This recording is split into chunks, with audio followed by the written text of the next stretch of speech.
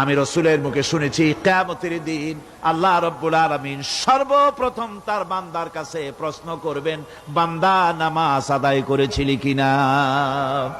নামাজ সর্বপ্রথম প্রশ্ন। যেরকম সর্বপ্রথম প্রশ্নটা কি? নামাজ। এই নামাজ আপনার বাচ্চাদেরকে যখন 7 বছর বয়স হবে নামাজের হুকুম করবেন। 10 বছরে নামাজ না পড়লে প্রহার করতে বলা হয়েছে। নামাজের জন্য কড়াকড়ি করতে হবে। পুরুষ নারী মেয়েদের মাসের ভিতরে কখনো কখনো তাদের যে সমস্ত মাসলা মাসাইল আছে সেই অনুযায়ী কখনো তাদের ক্ষমা আছে, বাকি তাদের নামাজ পড়তে হবে। আর পুরুষের জন্য পাগল হয়ে যাওয়া, বেহুশ হয়ে যাওয়া ছাড়া নামাজ মাপ নাই, নামাজ পড়তেই হবে।